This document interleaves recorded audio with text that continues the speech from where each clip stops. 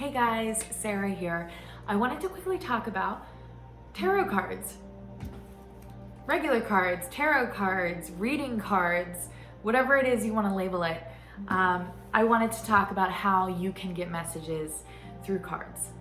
All right, so first of all, your belief structure is going to have an incredible influence on what these are, how they work, what kind of messages you get. For example, I believe we all have a higher self. So there's a version of ourselves that is in the other realms, the realm of where we come from. When I use my cards, I use these to pull messages directly from my higher self, which I think is really good if you have a belief structure where you believe in negative energies and things like that. Then you are going to want to know that you're protected, and you're going to want to know where your messages are coming from.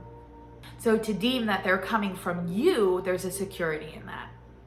So I do believe I'm connected with my higher self at all times.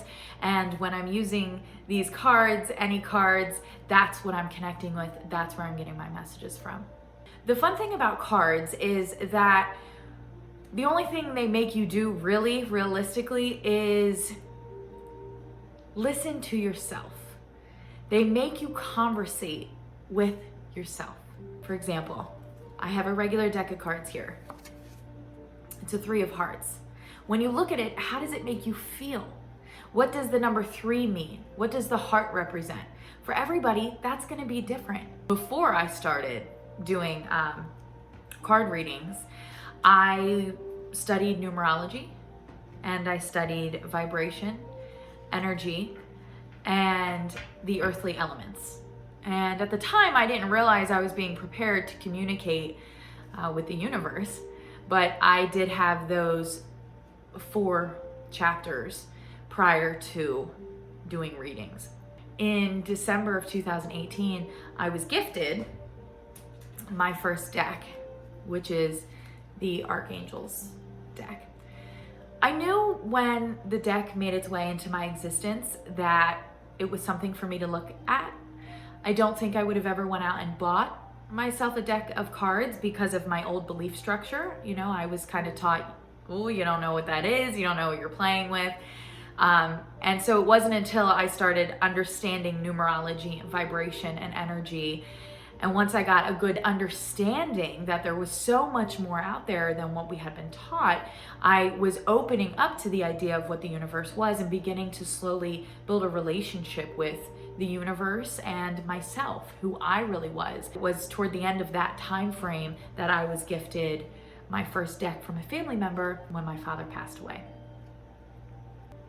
My father had passed away in November, and I was gifted this deck for Christmas in December. When I was gifted the deck, I knew in that moment I was preparing to communicate on another level. I had begun the communication within myself, but I was beginning to understand how vast and big and beautiful and bright the universe is, and how many ways the universe really can communicate with us if we allow ourselves to slow down and see it. It does take a different belief structure.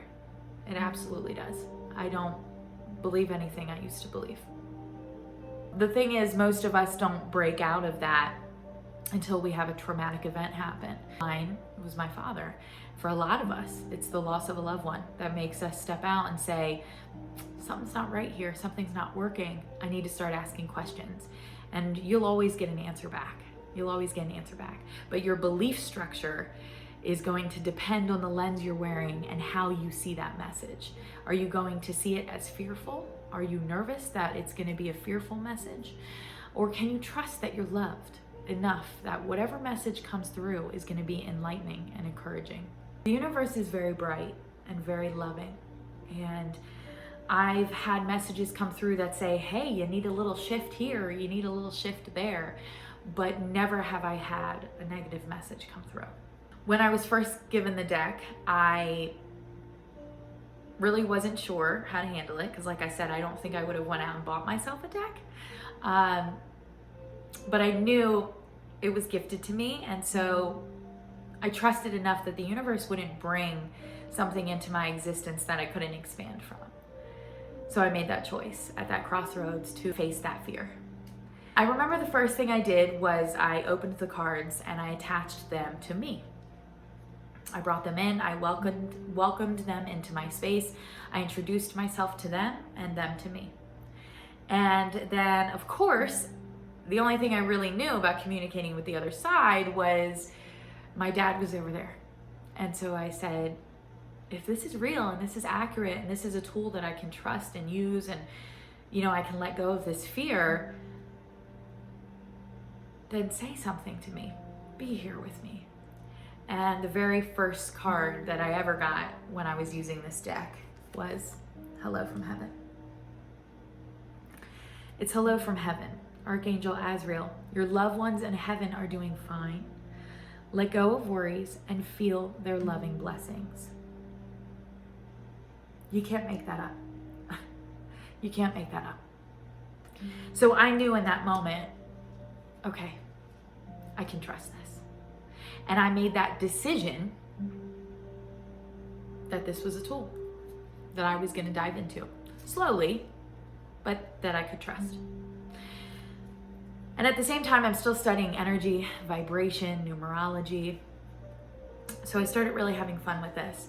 What I loved about oracle cards is oracle cards have writing on them. So there's a little bit of writing down here, kind of give you an idea of what they're talking about, what they're addressing, what the energy is behind the card. From there, I started moving toward tarot decks, which are decks that don't have writing, okay? So it's just picture. The beautiful thing about that is when I started with the oracle cards, like I said, they kind of had writing in them. So it was like, okay, I could figure it out. With the tarot cards, you have to communicate with yourself. It's like the oracle is a really good way to start because it guides you into what is this that I'm playing with? What are the energies? Am I in control? What is my belief structure? Because ultimately, when you start playing with these, your belief is changing. You're believing that we're multidimensional for one, right? Not everybody believes that. I didn't know if I believed that in the beginning. Now I do. So it's a process, and it's really a process about learning how to build a relationship with yourself. That's what cards do. They help you to build a relationship with that innermost part of yourself. And so when you start with Oracle, it's kind of, they guide you in the direction with the writing. And then I graduated from Oracle to Tarot where there was no writing. And now I'm solely basing all of my thoughts off of how I feel, what I see. You look at that, what do you see? You see a lot of ground, right? You see a pentacle, abundance of some sort, facing downward, grounded, being very grounded. What is this? I don't even know what that is. It's like a ferret. Is that a ferret?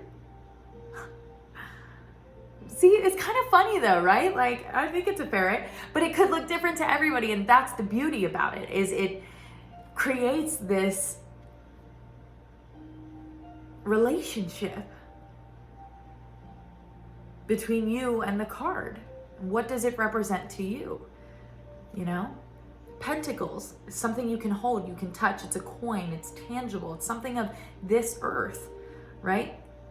So I started learning all the terminology, pentacles and swords and things like that.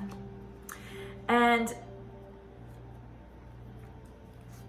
I began building a better relationship with myself. I began communicating with myself. I began falling in love with myself. I began thinking differently than I've ever thought before. I began inviting in new ways of doing things, and I began letting go of the fear. I began letting go of the fear of communicating with where we come from and what we are. That's what you're communicating with. It's the fear that's prohibiting us. The fear that says, you don't know what you're communicating with. Yes, I do. Yes, I do. And I believe I'm protected. I believe I'm loved.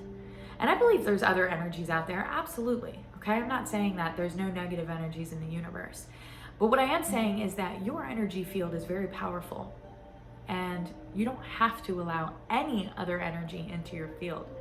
You can claim that you're protected. You can claim that all you talk to is your angels and your loved ones and your family. That's it. And take the fear out of it.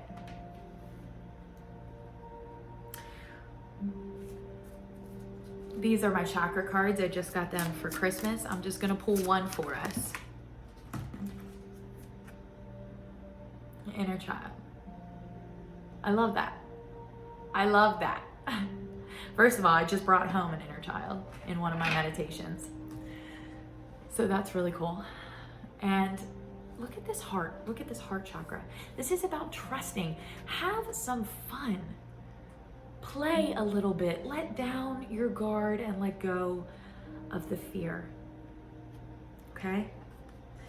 One of the coolest experiences I had when I was first doing card readings, I had never thought of a regular deck of cards until I was at a friend's house and we were all playing a deck of cards and I received a message. And in that moment I thought, I can't believe I've never thought about using a regular deck of cards. And since I had already studied vibration, numerology, I quickly found out that a regular deck of cards was my favorite way to communicate.